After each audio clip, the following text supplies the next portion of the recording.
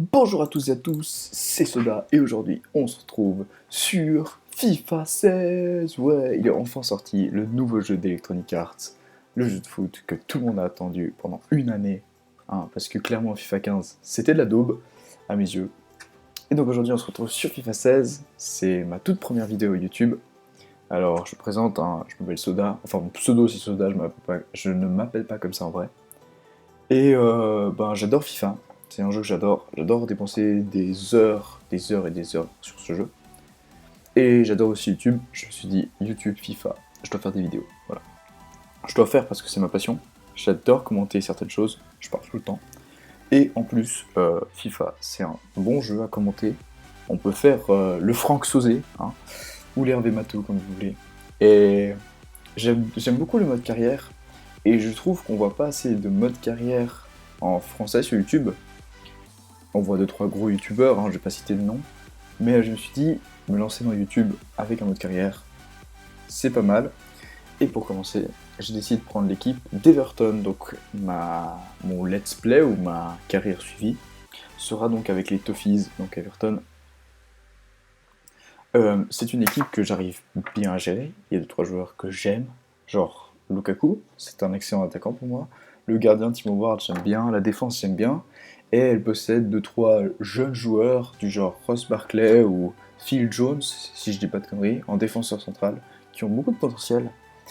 Et si on mélange ça avec les recrues qu'on va recruter cet été, ça va donner du lourd. J'attends la fin du chargement, qui est très long, toujours très long.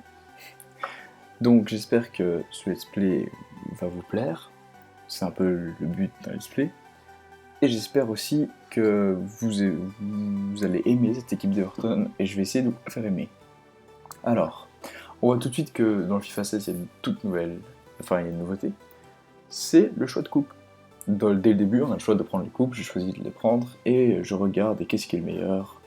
La Coupe d'Amérique est pas mal, parce qu'elle rapporte pas mal d'argent, et les équipes sont pas trop dures à battre. Donc on assure, entre guillemets, les 9 millions, même si, vous le verrez dans cet épisode, ça va pas être aussi facile que ça. Je check les emails de départ, donc on me dit ouais, bienvenue, etc. Je regarde les attaquants, ce qu'il y a de bien, même si, sincèrement, il y en a très peu qui m'intéressent dans la liste. Peut-être Martial, mais il est super cher et il vient d'arriver, donc ça sert à rien d'aller le chercher. Je check le championnat, ça va être dur, ouais, ok. Le reste, c'est un peu de la paperasse, hein, clairement, on s'en fout limite. Hein. Je me dis, ok, direct, je vais chercher Perrine, le gardien, hein, si je dis pas de conneries, de Genoa. Ouais, du Genoa. Et je me suis dit, je vais essayer d'acheter, c'est un excellent gardien, et j'ai vu sur certains sites comme quoi il avait beaucoup de potentiel. Et c'est pas un gardien qu'on voit souvent en carrière, donc je me dis, ok, vas-y, 10 millions direct, on se fait pas chier. Il faut l'avoir, c'est quand même un excellent gardien, une valeur sûre, parce que Timo Ward est quand même assez vieux. Il faut prévoir le fait qu'il va partir. Ensuite, je me dis, qui est-ce que je pourrais chercher en plus? Et là, j'avais dans une carrière un jeune joueur qui s'appelait Bagnac, un défenseur central de Barça. Il est pas super connu, mais franchement, pour des petits clubs, il est pas cher. Il va pas augmenter de général, enfin, il va pas beaucoup augmenter. Il va prendre 4-5 points, sachant qu'il a 67. Donc il va prendre entre 72 et 75, je dirais, mais il a d'excellentes stats en vitesse et en physique. Et pour moi, c'est ce qui est le plus important chez un défenseur, et surtout dans le jeu.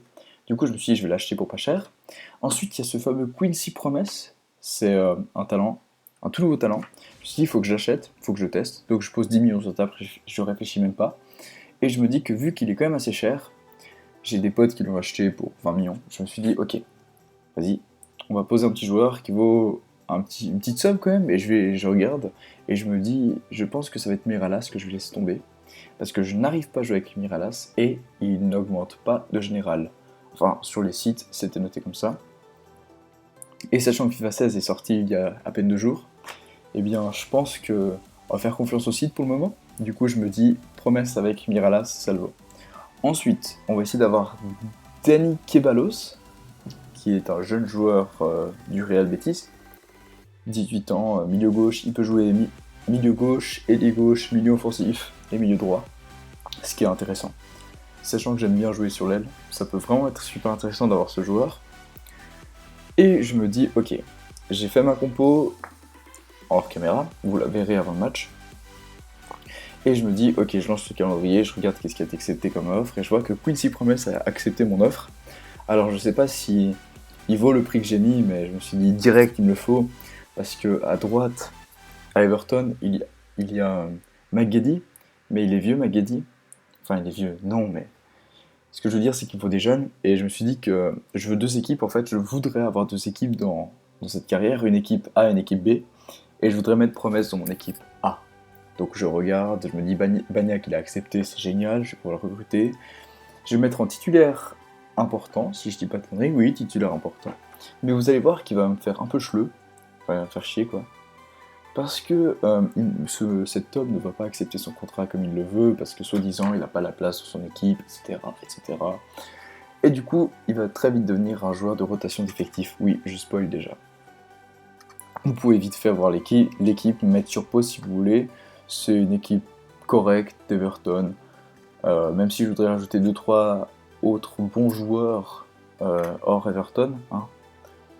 Je regarde, je me dis, ok, il faut que je recrute encore quelqu'un. Je me suis dit, Sofiane Bouffal, parce que j'adore dribbler dans FIFA. Et sachant que Sofiane Bouffal, c'est un nouveau joueur 5 étoiles, ça peut être intéressant de l'avoir dans son équipe. Je me dis, ok, il vaut facilement 20 millions. J'avais fait une carrière avant avec Bouffal. Et je me dis, on va essayer d'avoir un prêt et puis on fait un an avec. Et puis on fait un an en prêt, bien évidemment. Et après, on essaie de l'acheter s'il est bon. Et je me dis, il faut aussi acheter Alen Halilovic, ce monstre du Barça, qui a à peine 19 ans. C'est un peu Martin Odegaard, mais à mes yeux, il est plus fort. Et je me suis dit, il faut aussi le recruter, mais en fait, il a été prêté, donc il va falloir attendre la fin de la saison pour le recruter. Même si je pense que ça va être impossible de l'avoir, parce qu'il va falloir super cher. Et du coup, ça, je pense l'oublier. En tout cas pour la saison, en tout cas pour cette série. Le match arrive, je regarde s'il y a des nouveaux joueurs, aucune nouvelle, je vais en chercher un nouveau. Enfin, si je dis pas de conneries. Allez, dis-moi que t'es un peu malin. Je crois que si je dis pas de conneries, je suis allé chercher Horn. Ouais, c'est Horn, le gardien du FC Cologne. Ouais, c'est ce gardien-là, justement. Et je me dis, il me faut justement un gardien, parce que pour Perrine, je me suis fait bâcher en fait. Ils ont pas voulu, si vous regardez à l'écran. Et du coup, ça m'a un peu saoulé. Et il me faut justement un gardien, parce que Timo Ward est bon. Enfin, il est bon, oui, mais il m'en faut un qui puisse tenir après dès que Timo Ward prend sa retraite, quoi. Parce que les autres gardiens que j'ai, si vous regardez un peu comme ça, ils ont entre 60 et 70 de général. C'est pas des gardiens super bons. D'ailleurs, même dans l'échange, ah non, ce n'est pas un gardien, je n'ai rien dit. Pinard est un milieu gauche. Je propose un autre milieu gauche que je n'utilise jamais dans FIFA pour essayer de l'avoir justement. Et là, c'est parti. On va jouer ce match, ça va être tendu. Et maintenant, on va passer aux meilleures actions du match. Je pense. Hop, je vous montre l'effectif et c'est parti. Alors, première action du match, Ross Barkley. Ross Barkley qui la passe à Leighton Baines. Je me dis, ok, on va construire gentiment Barkley qui se fait faucher, littéralement. Et du coup, première action du match, j'ai un coup franc. On se concentre un petit peu, 32 mètres, on peut le mettre. Ouais, ça fait 2 fois mètre, mais bon.